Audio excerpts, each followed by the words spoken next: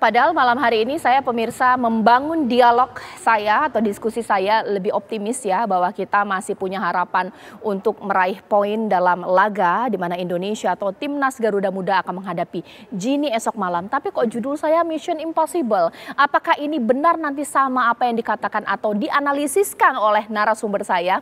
Langsung sajalah saya tanyakan kepada narasumber saya di sini.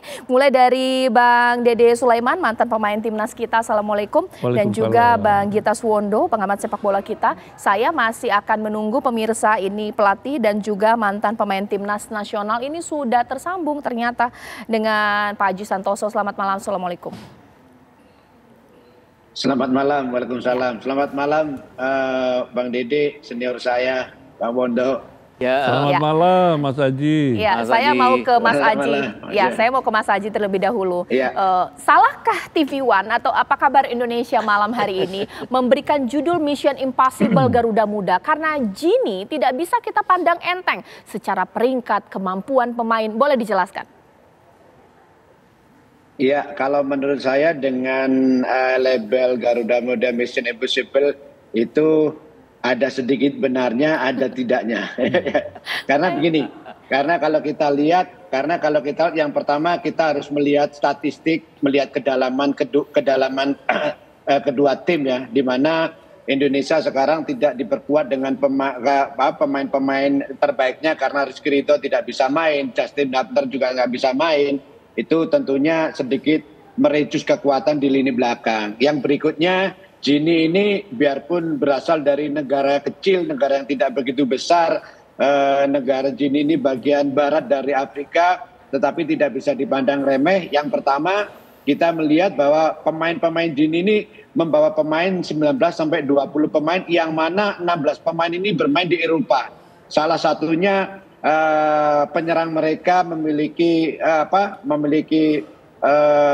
ketajamannya sangat bagus ya, scoring goalingnya sangat bagus, dia main di Olympiakos Yunani, dia mencetak 11 gol. Tentunya ini pemain ini memiliki kualitas dan masa recovery juga Gini juga lebih bagus karena kita tahu Indonesia habis main 6 kali sedangkan Gini belum ada pertandingan sama sekali ya. Artinya begini, di dalam sepak bola itu impossible is nothing, tidak ada yang tidak mungkin. Meskipun kalau kita melihat statistik, memang kita harus akui, kita harus jujur mengatakan Gini tim yang bagus. Sedangkan kita tidak diperkuat dengan pemain-pemain terbaik kita karena ada yang kartu merah, ada yang tidak main. Tetapi sekali lagi bahwa di dalam sepak bola impossible is nothing. Meskipun berat, kita tetap harus berjuang. Seperti itu, Mbak. Oke, mungkin Bang Dede seperti apa? Dikatakan oleh TV One masalah Mission Impossible, itu bisa saja terjadi membawa semangat anak-anak muda kita.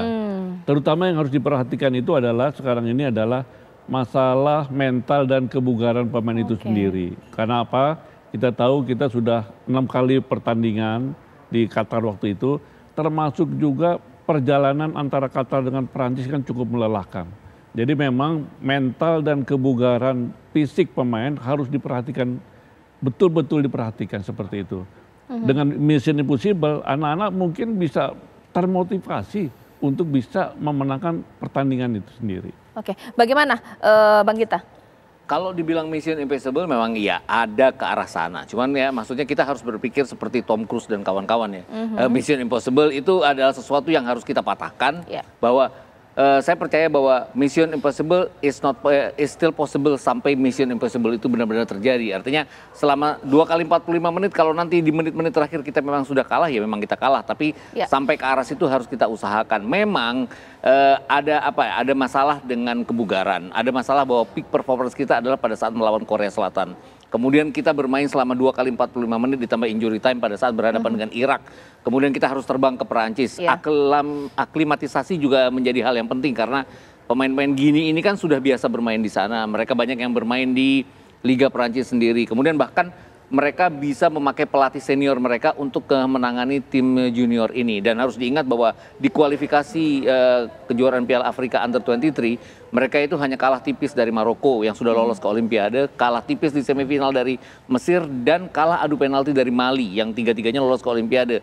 Mali ini kan kalau dilihat kekuatannya sama mungkin lebih dari kekuatan Under 17 mereka pada saat mereka demikian mengejutkan di kejuaraan Piala Dunia Under 17 di Solo beberapa waktu yang lalu. Jadi saya pikir mungkin kendala kita di sana, tapi saya percaya bahwa para pemain ini dengan adanya memang ada kecenderungan tidak kuat di lini belakang karena ada dua pemain yang tidak dimainkan. Tapi dengan datangnya Alfeandra Dewangga, ini pemain yang juga pernah juara SEA Games, kemudian pemain ini juga pernah punya kemampuan untuk bermain di berbagai macam posisi jika nantinya diharuskan. Saya pikir ini nilai positif dari kita. Oke, aduh, saya kalau semua mengatakan bahwa ada faktor Mission Impossible tapi masih ada peluang, mungkin saya ke Mas Aji ya. Mas Aji, sekarang kita coba analisis lawan di sini ya, Gini.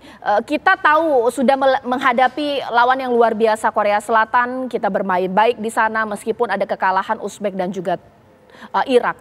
Gini ini bagaimana sih karakter bermainnya, cara permainannya, bertahankah atau mungkin agresifkah, seperti apa? Iya, tim Gini ini berbeda dengan Uzbekistan. Ya, yang dimana pertandingan kemarin waktu kita kalah lawan Uzbekistan, pemain-pemain tim Gini ini lebih mengandalkan kecepatan dan kualitas individu pemain, ya, karena memang mereka saya lihat juga cepat-cepat, kencang-kencang, juga mereka bermain di level yang lebih tinggi karena itu tadi saya sampaikan 16 pemain main di Eropa, tentunya kalau main di Eropa pasti pemain-pemain tersebut memiliki kualitas kan seperti itu. Jadi menurut saya yang harus diantisipasi adalah memang kecepatan-kecepatan dan kualitas individu dari pemain-pemain Gini. Apalagi kalau kita melihat statistik pertandingan di AFC Under 23 kemarin, dari 6 pertandingan kita hampir semua kebobolan, kecuali cuma sekali aja ketika melawan Australia. Selainnya 5 kebobolan. Artinya apa? Artinya bahwa Coach Sintayong ini harus lebih fokus ke pertahanan. Apalagi lawannya sekarang dalam kondisi yang lebih fresh daripada tim kita, Mbak. Itu yang perlu harus diantisipasi, bagaimana Coach Sintayong bisa menemukan solusi untuk bisa menahan kecepatan-kecepatan dari individu-individu pemain Gini ini. Kalau pemain Indonesia bisa menahan kecepatan-kecepatan itu, menumbuhkan satu strategi yang bagus dan kita bermain bisa bagus, itu tadi saya bilang kita sebagai masyarakat Indonesia harus tetap optimis sampai nanti perjuangan 2 kali 45 menit itu seperti apa. Jadi kita tidak boleh kalah sebelum bertanding, meskipun banyak orang mengatakan bahwa peluang berat. Betul, iya betul, kita bisa tahu itu bisa menjadi, tapi jangan lupa ketika kita pertama melawan Australia, dari 10 orang mungkin hanya 1 orang yang menjagokan Indonesia menang. Ternyata bisa. Ya, inilah mental-mental inilah yang harus dijaga oleh pemain-pemain kita, dan jangan lupa ini adalah kesempatan terakhir untuk bisa mendapatkan tiket ke Olimpiade. Kalau ini kita kalah, selesai sudah. Makanya saya berharap pemain-pemain melipat gandakan semangat untuk bisa memenangkan pertandingan, seperti itu. Nanti saat lagi Bang Dede bahkan juga Bang Gita akan berikan kira-kira apa sih solusi dari beberapa faktor yang bisa dikatakan ini kita bisa akan kebobolan, dari stamina, dari mental dan lain-lain, mengingat kita juga akan kehilangan 2 pemain ya, meskipun ada Dewangga ya sesaat lagi.